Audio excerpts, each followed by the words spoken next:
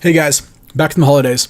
So we have some features together that we want to talk about, and we have available for you guys. The first one is the ability to view mods that are published on ModDrop on the website without having to download and install the client. So that's available now. There's a link in the description. The UI is pretty crappy, and I apologize about that. We're going to have a better UI out here really soon, hopefully. This was just trying to get something out there so you guys can view content and report it. You do have to be logged in to report something, but you don't have to install anything or download anything to do that. It's took a little bit longer than we wanted it to because we had to port over the login system and the reporting system and a bunch of those things like that. Hopefully in the future, this won't take quite so long, so we'll have a lot of things built out on the browser already.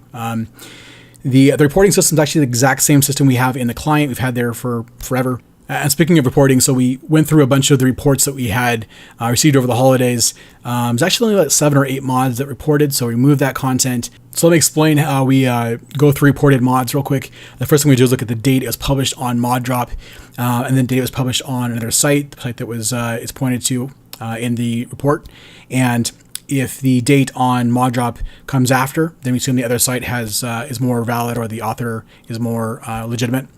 And second thing we look at is the permissions for that mod. So it says on the Nexus, for example, and it has permissions that say, do not upload to their site without permission. Well, then obviously, we go to the next step.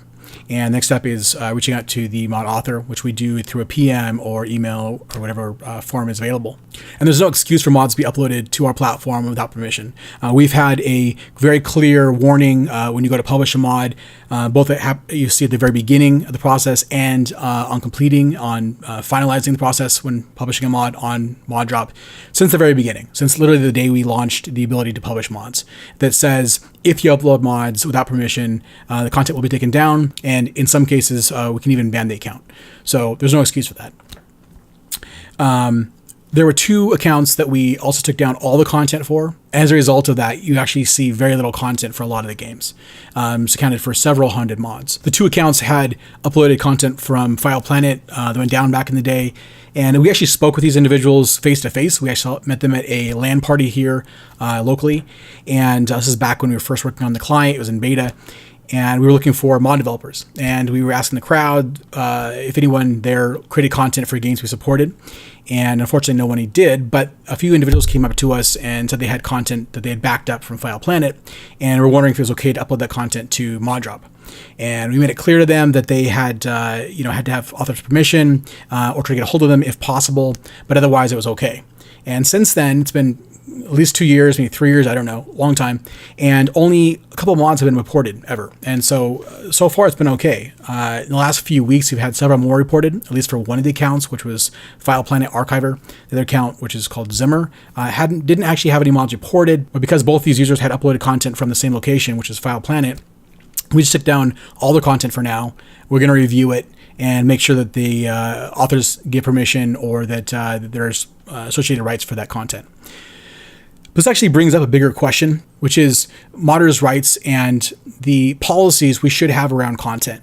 In this case, content that was uploaded to a site that's no longer available.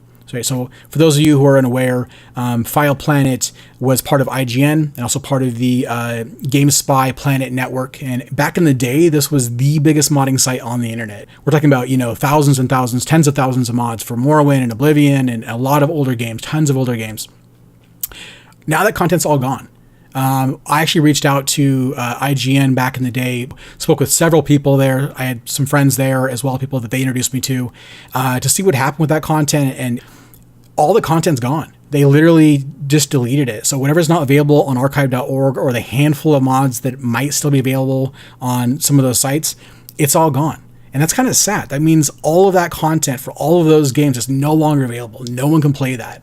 So if you try to load up an older game and that content was on those sites and no one else backed it up or made it available on their site, you won't have access to it. Now, maybe that's okay. I don't know.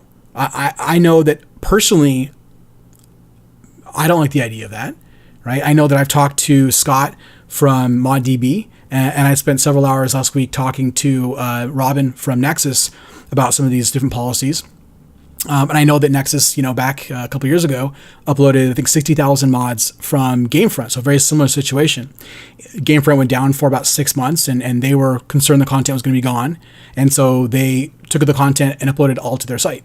And Robin said that only a handful of modders have actually come to them afterwards and asked for that content to be removed from their site. So that's a pretty good number, 60,000 mods, and only a handful of authors who didn't appreciate that.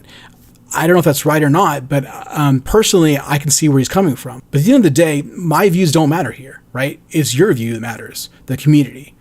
What the modding community has built as far as their infrastructure and their belief of policies. We want to follow that, right?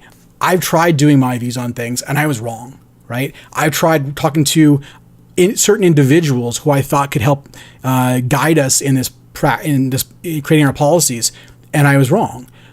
I don't want to do that anymore. I want to ask you directly, what should we be doing? So we understand and we create our policies based around the values that you've created as a community.